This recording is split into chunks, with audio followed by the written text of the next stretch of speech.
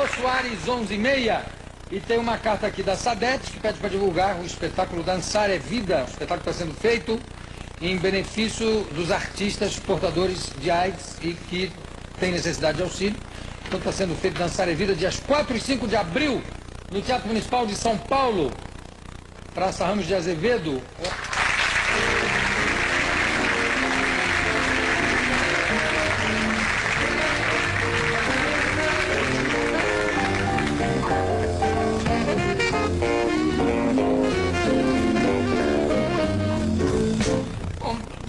É divulgador, propagandista da monarquia, mas não é candidato a rei, é? Não, evidentemente não. O herdeiro do trono é meu irmão, o príncipe Dom Luís de Orleans Bragança. E, quer dizer, você faz campanha para o grupo chamado Grupo de Vassouras. O Grupo de Vassouras, impropriamente chamado pela imprensa, que pelo fato de papai ter tido, por alguns anos, um sítio em Vassouras, a imprensa inventou dizer que é o Grupo de Vassouras. Hoje em dia deveria ser o Grupo de São Paulo. Meu irmão mora em São Paulo, como eu. Então seria o grupo de São Paulo. De São Paulo. E existe o grupo de Petrópolis, de Dom Pedro Gastão, também do Dom Joãozinho, e do Dom João, que tem posada em Paraty, e o Dom Joãozinho, que além de fotógrafo ecológico, é também fabricante de uma boa cachaça brasileira. Né? Mas você acha que eles não têm mais direito a... Não são, porque houve uma renúncia do avô deles, Dom Pedro de Alcântara, o primeiro filho da princesa Isabel. Aqui está a cópia da renúncia, para ser vista. É uma carta solene e qualquer pessoa que tenha conhecimentos elementares, jurídicos, sabe que uma renúncia é um ato unilateral, irreversível, que não depende de homologação. Assim foi as renúncias do presidente Collor, do presidente Jânio Quadros. Houve uma renúncia, foi comunicado, o Congresso Nacional, as autoridades competentes tomaram conhecimento dessa renúncia. Não mais do que isso. E foi uma carta menos solene do que essa carta do meu tio-avô. E o que ele diz agora, o que dizem os herdeiros a respeito dessa renúncia? Que essa renúncia só valia para ele, não vale para os filhos? Não, ele dizia que a renúncia não foi aprovada pelo Congresso. Ora, uma renúncia é um ato unilateral. Se uma renúncia dependesse de uma aprovação, isso seria importante em afirmar que a pessoa não é livre de dispor de si mesma. Por isso, juridicamente, uma renúncia é um ato unilateral, irreversível, que independe de aprovação. Dom Bertrand, eu, de certa forma, já ajudei a manutenção da monarquia no Brasil, porque eu tenho casa em Petrópolis, então já tive que pagar o laudêmio de 2,5% em qualquer transação imobiliária que existe em Petrópolis. Você acha justo que continue havendo esse tipo de laudêmio em cada transação imobiliária que acontece ali na região? A minha família, o meu ramo não recebe absolutamente nada. Não, eu sei.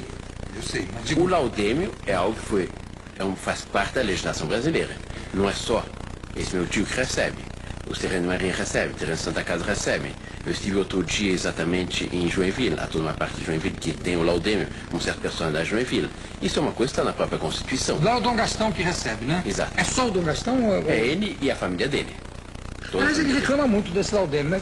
Isso aí passaram esse terreno por menos, estão me prejudicando, essa casa vale mais, isso aí foi feito uma estrutura abaixo do preço. Bom, isso é um problema dele, não é nosso. Não, eu sei, isso é um problema pessoal dele. Mas você acha que é justo que haja esse laudêmio? Instaurada de novo a monarquia no Brasil, a família real vai cobrar laudêmio do país inteiro? Não, Não, é ridículo pensar uma coisa dessa. Não tem nenhum sentido.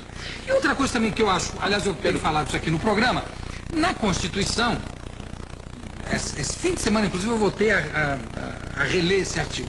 Fala-se que vai haver um plebiscito para que se escolha ou república ou monarquia, ou parlamentarismo ou presidencialismo. Exato. Mas em nenhum momento se coloca lá na Constituição que a monarquia será reinstalada com os membros da família Orleans e Bragança. Você não acha que isso vai dar uma brigalhada, não? Acho que não. Porque qualquer pessoa que se candidate a rei não será levada a sério. E eu sou candidato, por exemplo. Se vingar a monarquia, eu saio candidato no primeiro dia. Não tenho direito a ser candidato. Se você se candidatar, se o senhor se candidatar... Não, você, chama de você. Todos vão dizer, é uma a mais do jogo. E ninguém vai levar a sério uma piada a mais do jogo. Tudo bem, mas eu acho que se a monarquia ganhar, também vão dizer, é uma a mais do Brasil. Não, pelo que eles falaram.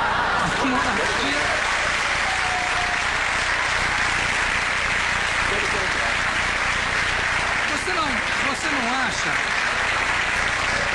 que a monarquia também é uma boa piada? Quer dizer, você não acha que é um anacronismo delicioso a monarquia hoje? Um anacronismo são as repúblicas, que são regimes que são utópicos, que datam de muito antes de Cristo e Platão e que nunca deram inteiramente certo. Os regimes mais modernos dos dias atuais são todos monárquicos. Das 25 nações mais ricas do mundo, 18 monarquias e apenas 7 são repúblicas. E das 25 mais pobres também? Não são monarquias, são todas repúblicas. Algumas monarquias. Não, não, são todas as monarquias africanas não são consideradas? Nenhuma. Não existe monarquia na África. Ah, o rei africano não é considerado rei, quer dizer, um rei de uma tribo africana não entra nisso. Rei é só da Bélgica. Quer dizer, o rei, para ser rei, ele tem que ser branco. Por exemplo, o rei Selassie. Gente, eu estou falando sério. O rei Selassie, o rei da Etiópia, era considerado rei ou não? Era imperador, não rei. E era respeitado por todos. Foi deposto por um golpe de Estado e a pobre Abissínia caiu numa desgraça completa. A situação daquele país, da Etiópia, no tempo da monarquia, era muito superior à atual. Mas os reis africanos que eram recebidos pela Rainha Elizabeth, por exemplo, a Rainha de Congo, por exemplo, Ah. com todo respeito, sem nenhuma dificuldade. Mas a Rainha de Tonga era uma Índia, no Índico, não era propriamente da África. Mas era recebida com toda a dignidade, com todo o respeito, sem nenhum problema.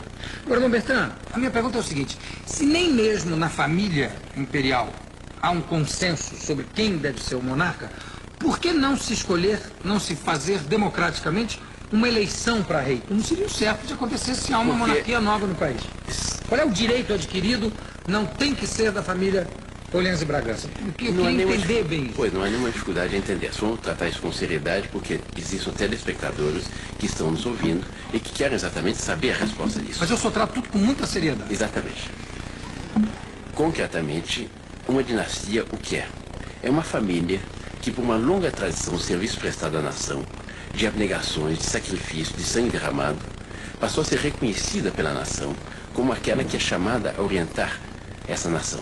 Isso, assim nasceram todas as dinastias, foi pelo sacrifício, pela dignidade, pelos serviços prestados àquela nação. E pela hereditariedade. Pela hereditariedade, pô, exatamente. Teve muito rei bobo também, não teve? Você concorda que teve? Não, Quer dizer, ninguém está livre de ter um rei bobo. Eu lhe pergunto, qual foi o maior rei na nossa história? O maior? O maior rei na nossa história? Foram todos bons, graças a Na Deus. nossa história nós tivemos 2 só, fica Nós difícil. tivemos 4. Tivemos 4. Tivemos Dom João VI, rei do Reino Unido, Portugal, Brasil. Sim, mas era rei de Portugal, né? E do Brasil também. Tivemos Dom Pedro I, Dom João VI lançou o fundamento da nossa independência, Dom Pedro I, que fez a nossa independência, Dom Pedro II, que garantiu e solidificou a nossa nacionalidade, fez do Brasil um país do primeiro mundo, e a Princesa Isabel, que garantiu a liberdade a todos. Ela teve a coragem de sacrificar seu trono com a Lei Áurea. Todos foram bons. E eu lhe pergunto agora, qual foi um bom presidente da República na nossa história? Eu não vou citar nem bom rei, nem bom presidente, mas eu acho Mas que é pode difícil dizer, ser um bom presidente. pode dizer que o presidente Juscelino Kubitschek é considerado um bom presidente. Né? Talvez, mas me diga uma coisa, como é que um homem que não teve outra atividade profissional a não ser telegrafista, médico da polícia militar, entra na política e sai da maior fortuna do Brasil? Me explique essa charada.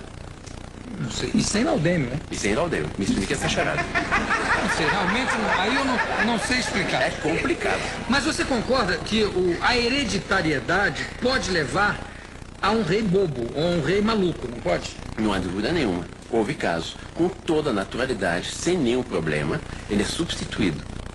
Se for Mansamente. mansamente. Eu cito 2 casos. Dona Maria I foi rainha de Portugal. Ela, em certo momento, perdeu suas faculdades mentais. Com toda a naturalidade, ela foi substituída pelo seu filho, João, que veio aqui do Brasil como príncipe regente. Só com o falecimento dela é que passou a ser Dom João VI.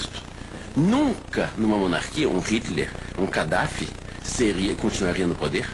Muito antes disso, já teriam sido substituídos, sem nenhum problema. Não, depende. Aí você está se Sem nenhum referindo aos problema. tempos atuais, né? Quer Mas dizer, mesmo nos tempos antigos, nunca. Eu vou lhe contar um outro fato. De minha família materna. Minha mãe é princesa da Casa Real da Baviera, da Alemanha. No século passado, houve na Baviera, certamente, o senhor já deve ter ouvido falar dele, um rei que era romântico, Luís II, que construiu uma série de castelos lindíssimos. O mais bonito dos castelos que existem na Europa hoje foi construído por ele. Castelo Neuschwanstein, Novo Cisne de Pedra. É aquele castelo lindíssimo nos Alpes da Baviera, em 2 lagos, que serviu de inspiração para Walt Disney no seu castelo da Disneylândia. Esse rei, quando ele subiu ao trono, era jovem, brilhante, inteligente, a personificação do alemão ideal. Ele era idolatrado pelo povo. Ele tinha alguma esquisitice, mas enfim, de poeta e louco, cada um tem um pouco. E era normal, todas as pessoas têm lá suas peculiaridades, etc. Mas até que ponto, qual era a esquisitice maior? Eu já chego lá. Na medida que o tempo ia decorrendo, as suas esquisites iam crescendo. Ele foi grande amigo de Wagner, começou a viver num mundo inteiramente real. Mandava construir trenós lindíssimos para passar no meio das florestas, em noites nevadas, um barco em forma de concha puxado por cisnes. E se percebia que ele não tinha inteiramente as suas faculdades mentais. Ele tinha uma doença que qualquer médico sabe, que só se manifesta, só se diagnostica quando a pessoa tem 28, 30, 32, 35 anos. Ele era paranoico. Como Hitler, como Gaddafi, etc. São paranoicos, todo mundo sabe. Quando a doença se diagnosticou, o que foi feito? Com toda a naturalidade, formou-se, fez uma reunião entre um conselho de família com o conselho de ministros e decidiu-se a substituição do rei. Foi uma comissão de ministros procurar o rei no seu castelo, no novo Cisne de Pedra. Ele pediram uma audiência e disseram: Majestade, nós lamentamos ter que lhe comunicar que Vossa Majestade não tem mais condições mentais de continuar na chefia de Estado. Vossa Majestade será substituído pelo seu tio, o príncipe Leopoldo, meu tataravô, aliás. O rei, que era muito forte, reagiu. Não, isso aqui é um golpe de Estado, é uma revolução. Os ministros sabiam que o rei reagiria, trouxeram enfermeiros ainda mais truculentos, agarraram o pobre rei à força, trancaram numa sala.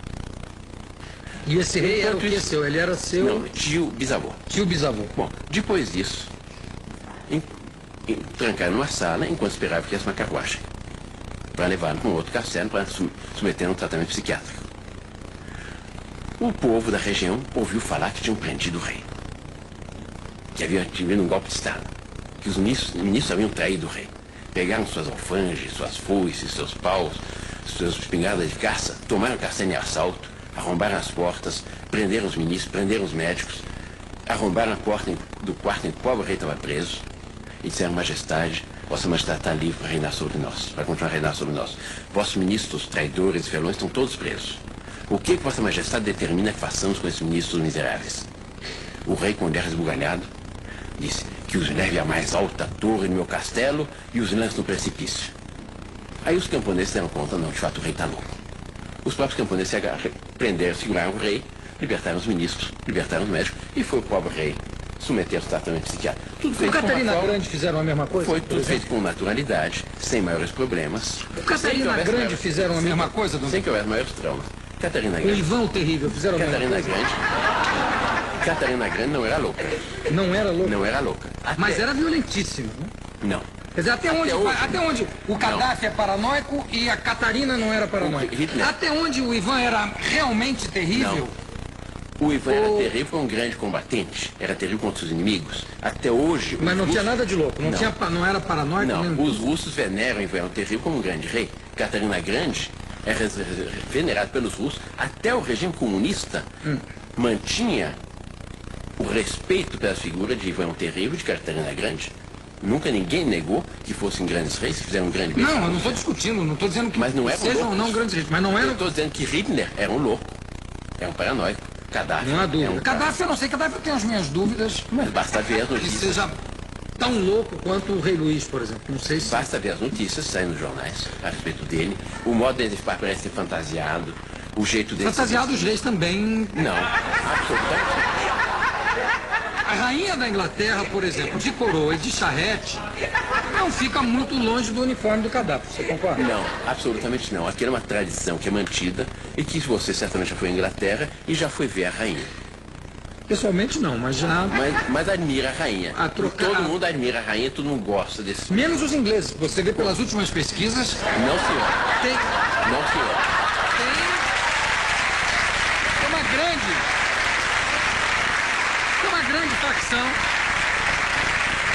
facção do povo inglês que não está mais a fim de sustentar a monarquia britânica, que é a mais tradicional do mundo. Não é verdade, não é verdade. Apesar de todos os problemas que houve na Inglaterra no ano passado, o prestígio da rainha não caiu em absolutamente nada. Os telespectadores que estão assistindo, fora da claque mas daqui. Existe. Fora da claque daqui, não, aqui não tem claque. Aqui não tem claque. Aqui tem estudantes, tem pessoas que vêm assistir o programa. Aqui não tem claque, Dom Bertrand. Deixa eu só esclarecer para você. Aqui não tem claque. E fora daqui, todo mundo que lê jornal sabe que tem uma percentagem muito grande Não, de senhor. ingleses que não estão A satisfeitos com a imensa monarquia. maioria, não. A imensa maioria dos ingleses sustenta a monarquia. O prestígio da Rainha Elizabeth manteve-se perfeitamente estável. Sustenta E financeiramente, não há não. dúvida, mas não sustenta... Sustenta psicologicamente, quer a continuação da monarquia. A imensa maioria dos ingleses. O prestígio dela não caiu em absolutamente nada. E a Inglaterra, com a atual crise, deu uma prova de sanidade de suas instituições extraordinária. Porque a Bolsa de Londres não caiu em um centavo. Isso é por causa da família real. Por causa da estabilidade que as monarquias dão aos seus povos.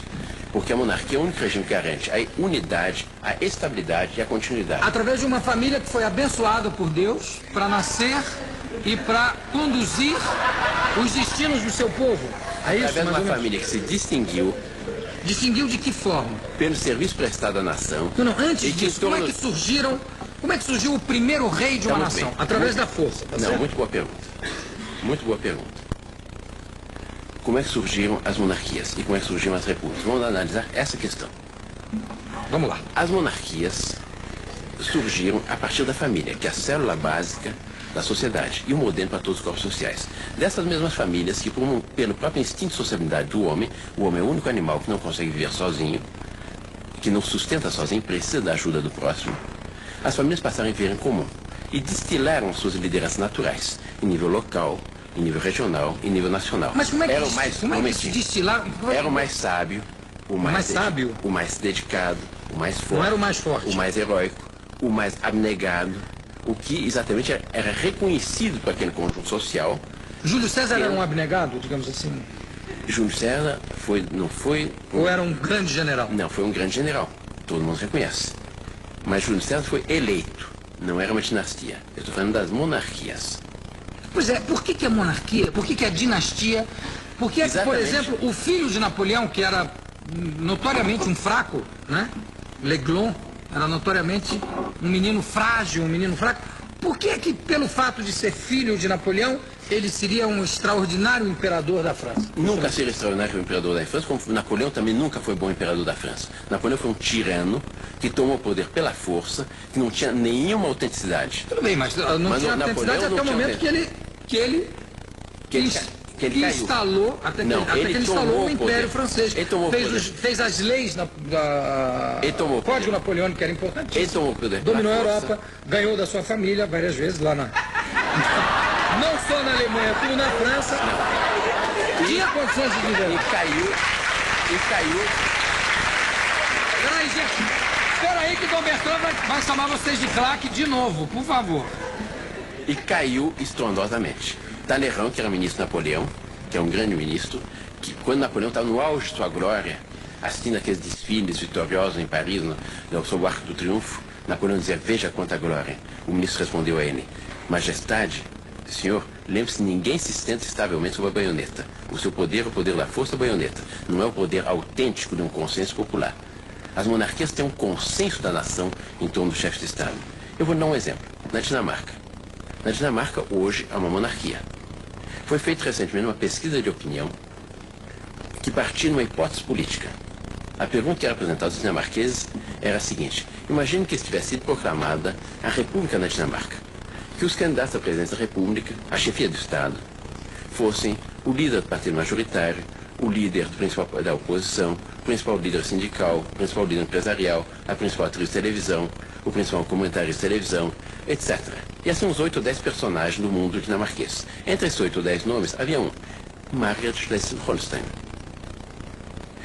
98% de dinamarqueses responderam que queriam como chefe de Estado a Margaret Schleswig-Holstein. Quem é? A rainha. Há um consenso. Exatamente esse consenso. Quanto tempo existe a dinastia? Séculos e séculos. Ininterruptamente. Séculos. No Brasil, quanto Séculos. tempo nós tivemos de A minha de monarquia? família data de 987. Não, eu digo no Brasil. No Brasil, A nós monarquia temos- brasileira, a monarquia no Brasil começou em 1500 e foi até 1889. Unidos a Portugal até 1822. então A vamos partir botar 1822 em diante. a 89, com 67 anos, independentes.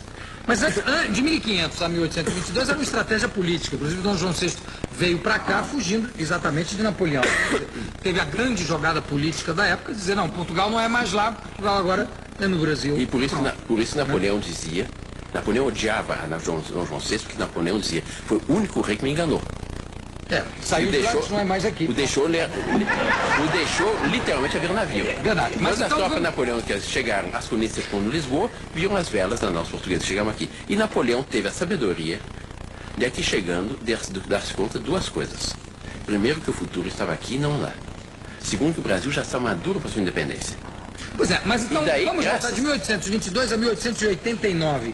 Não é uma... Você acha que essa monarquia tem a mesma tradição de uma monarquia dinamarquesa ou inglesa, por exemplo? Na medida em que o Brasil Poucos teve uma anos. monarquia, desde 1500 até hoje, com uma emancipação política a partir de... Mas não é de 1500, né? 1822. Que antes a monarquia era portuguesa e vinha aqui para tirar ouro para levar para Portugal. Perdão, Tirar... vamos devagar. Fala muito a legenda da história republicana que o Portugal tirava ouro para levar para o Brasil, para Portugal. Que Portugal expoliava o Brasil. Vamos ver na realidade. Vamos comparar um pouco a situação atual com a situação antiga. Você conhece a expressão vai para o quinto dos infernos? Sabe qual é a origem? Não.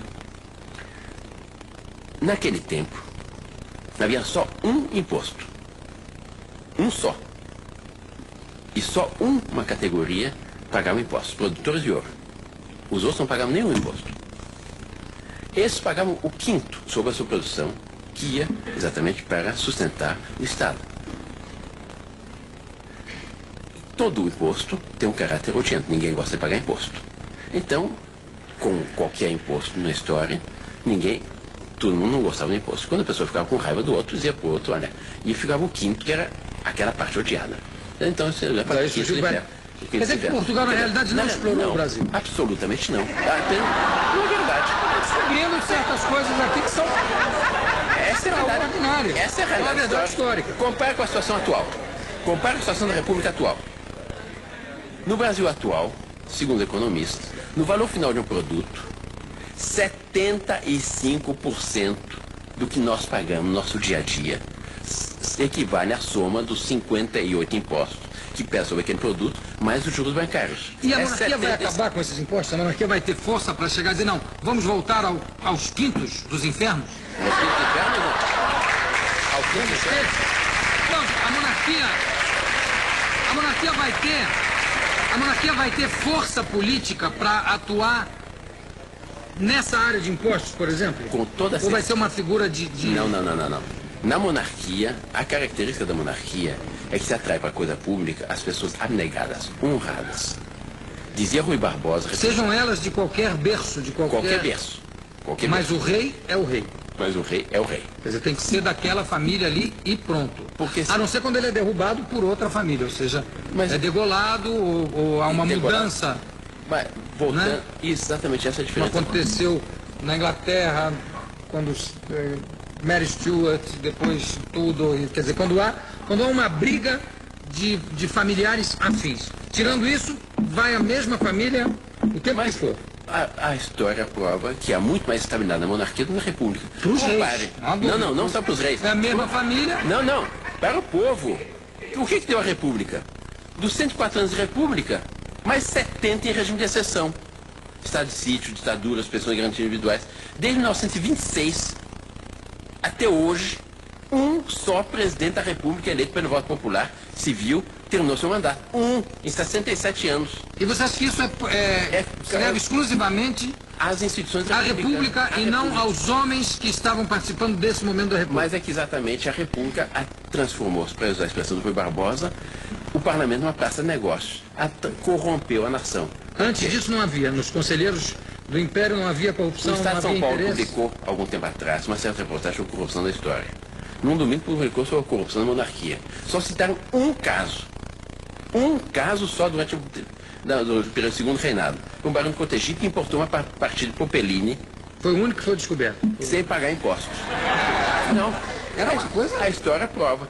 Qual foi o resultado? O Brasil teve seu período áureo na monarquia, teve seu mais longo período de estabilidade constitucional. Mas por que você chama de período áureo? Você acha, por exemplo, que todo o período negro da escravatura brasileira é um período áureo? Não. Que acabou a escravatura porque não dava mais, já tinha acabado nos Estados Unidos. O Brasil, de repente, sob o Império, era o único país aonde ainda existia escravidão. Isso você chama de período áureo do Brasil? Não era o único país. Não era ainda o havia em país? Cuba e ainda havia um grande número de países africanos que mantinham escravidão. Tá bom, então tá. Então, havia os países mas vamos ver a africanos, realidade, vamos analisar a Cuba realidade. e o Brasil. Vamos analisar a realidade. Era áureo Um isso? momentinho. Vamos analisar a realidade em respeito ao telespectador. O Brasil teve, enquanto nação independente, muito menos anos de escravidão do que os Estados Unidos. A escravidão no Brasil se aboliu prudentemente. A lei do ventre livre, a lei dos sexagenários e, finalmente, a lei áurea. Nos Estados Unidos, isso custou à nação norte-americana uma guerra civil com 1.200.000 vidas e que até hoje mantém os Estados Unidos divididos. Até hoje esse é um problema racial brutal que nós, felizmente, não temos. Você acha que nós não temos um problema? Não temos. Não temos. Roberto, eu vou ser obrigado a discordar frontalmente de você. Não, Eu acho que o Brasil vive um problema racial muito mais hipócrita do que o problema racial americano. Não temos. Não Aqui, temos. Os seus auxiliares aqui, tem várias pessoas de origem africana, como foram tratados com maior naturalidade por você, por mim, por todos aqui presentes. Evidente, mas isso não Aqui quer na dizer que no Austrália país tem. não exista um problema racial sério. não há. Quer dizer, a população negra é muito menos privilegiada, os maiores bolsões de pobreza estão entre a população negra. Quer dizer, o negro no Brasil, ele é discriminado. Em parte por quê? Porque com a vinda da República, todos os planos que havia da monarquia para exatamente a integração do elemento negro na sociedade civil, no campo, etc., foram interrompidos. E com a República, toda a questão social foi absolutamente deixada de lado. Daí veio a tragédia atual.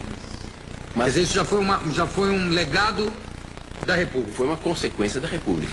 Bertrand, eu queria perguntar como é que você se coloca politicamente nessa história toda, tendo essa divisão tão grande na família e a sua ala da família sendo naturalmente, quer dizer, abertamente ligada a um órgão tão de extrema direita e tão conservador quanto é o TFP. Como é que fica essa ligação? E como é que fica essa briga familiar toda? Essa briga familiar, eu tenho esperança que nós cheguemos a um acordo. Nós estamos conversando com nossos primos, nós temos boas relações com eles e está se procurando um acordo tendo em vista o bem supremo da nação. Com relação à TFP, eu lhe pergunto, se tivesse havido uma ameaça nazista no Brasil, nós poderíamos ser omissos diante dessa ameaça? Não, mas não necessariamente não era necessário se filiar ao Partido Comunista para combater o nazismo. Mas deixa eu terminar meu raciocínio. Minha mãe é de origem alemã, como ele disse, a Casa Real da Baviera. A família da minha mãe sofreu horrores com o nazismo. Toda a família da minha mãe, menos a minha mãe que estava fora, acabaram nos campos de concentração nazistas. Eu tenho uma tia-avó que morreu em consequência de experiências médicas feitas sobre ela nos campos de concentração nazistas. Um horror. Eu nunca poderia ser omisso diante de uma ameaça nazista. No Brasil, nós tivemos durante muitos anos nossos direitos políticos cassados. Se houve uma corrente política que teve o seu direito cassado no Brasil, durante 99 anos fomos nós monarquistas. A República nasceu prometendo a liberdade, e prometendo um plebiscito também. Em vez de realizar um plebiscito, em dezembro de 1889, pôs o monarquismo fora da lei. E nós só voltamos à plenitude dos nossos direitos políticos no dia 5 de outubro de 1988. Foram 99 anos de direitos políticos cassados. Num período em que no Brasil houve uma ameaça, não do nazismo, mas de um regime que não tem nenhuma diferença essencial com o nazismo, que é o comunismo. Eu tenho aqui, algumas pessoas protestando, eu tenho aqui um documento que mostra que filosoficamente nazismo e comunismo são verso e reverso da mesma medalha. Não há nenhuma diferença essencial entre nazismo e comunismo.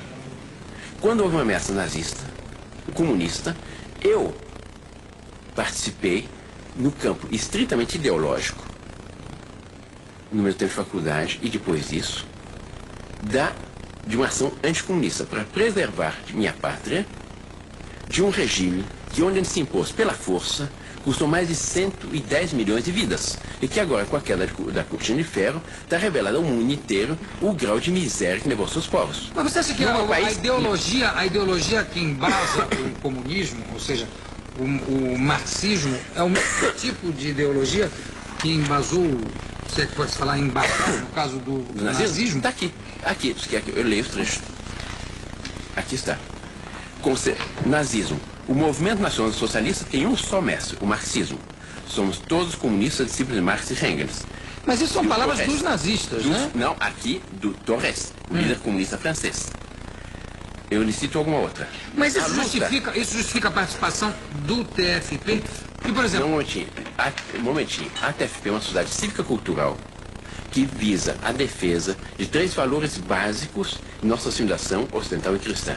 A tradição, a família e a propriedade. Um país que não tem a tradição é um país sem rumo. Porque quem não sabe de onde vem, não sabe para onde vai. Um país que não haja família é um país sem sociedade. Porque uma área do tecido social é a família. Um país em que não haja propriedade é um país sem liberdade. A garantia da liberdade está na propriedade. Se eu não sou dono do fruto do meu trabalho, eu sou um escravo do Estado. É óbvio. O que é a propriedade? A definição mais simples de propriedade que eu já encontrei é do Papa Leão XIII. Trabalho acumulado. Eu trabalho dia a dia o necessário ao meu sustento. Eu trabalho algo a mais. Dia após dia. Toda a população carente não tem propriedade porque não trabalha.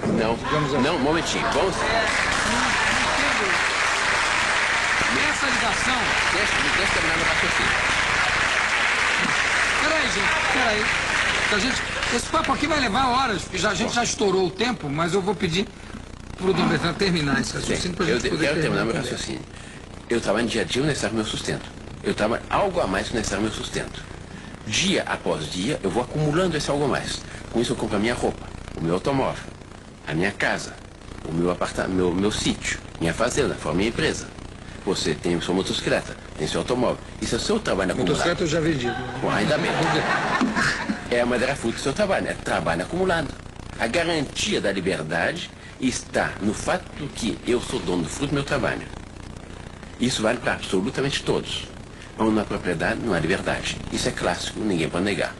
Nós agimos, a TFP atua dentro da mais estrita legalidade, exatamente para sustentar esses valores, no campo ideológico. Acusam a TFP de extrema-direita, etc, etc. Mas isso faz parte, exatamente, de uma campanha de fundo esquerdista, de gente infiltrada na mídia, que procura inibir toda e qualquer reação ao comunismo, dizendo que os que reagem contra o comunismo são nazistas, fascistas, extrema-direita, extremistas, etc. Para inibir, quando, na realidade, nazismo e comunismo é verso e reverso da medalha. Aqui está o documento, se você me desse tempo, eu daria muitas outras citações mostrando. Os telespectadores que quiserem podem me pedir esse documento, eu mando para quem quiser esse documento, mostrando que comunismo e nazismo é verso e reverso da mesma medalha. Agora, Dom Bertrand, por que não há nenhuma diferença essencial entre nazismo e comunismo. Por que esses movimentos anticomunistas no Brasil só crescem quando não há comunista? Como só cresce quando é comunista? Que cresceu, o TFP cresceu exatamente nos anos de exceção, nos anos em que havia uma ditadura e que havia uma ameaça comunista. Não havia comunista. Que havia uma ameaça comunista efetiva. O TFP começou bem antes de 64. Havia uma ameaça comunista efetiva e o governo russo hoje oficialmente reconheceu que enviou vários milhões de dólares para o Brasil para sustentar a subversão, para treinar guerrilheiros, etc. Isso está provado, ninguém pode negar. Essa é uma verdade histórica. Mas parece que mandaram um pouco, né, Dom Bertrand? Porque não deu em nada mesmo. Não aconteceu. Aliás, graças a Deus. Sim, mas graças a Deus. Porque o comunismo é a pior tirania da história da humanidade. Claro. Um regime. Mas graças a Deus os americanos mandaram mais dinheiro ainda. Não mandaram coisa nenhuma. Devem ter mandado em rublos, já que os russos mandaram em dólares. Eles devem ter mandado muito dinheiro para conseguir vencer. Não mandaram coisa nenhuma. Bom, eu queria conversar mais ainda, Dom Bertrand, conforme for o caso. A gente pode até voltar aqui, porque eu fiquei fascinado, empolgado aqui com esse papo. A gente estourou o tempo de longe. Eu tive o prazer de conversar aqui com Dom Bertrand de Orleans e Bragança, um dos defensores da volta da monarquia ao Brasil. Muitíssimo obrigado pela sua presença, pela sua paciência aqui com esse presumível candidato a rei. E daqui a pouco a gente volta. Mas candidato a rei que ninguém vai levar a sério. Uma a mais do jogo. Não sei. Uma a mais do jogo.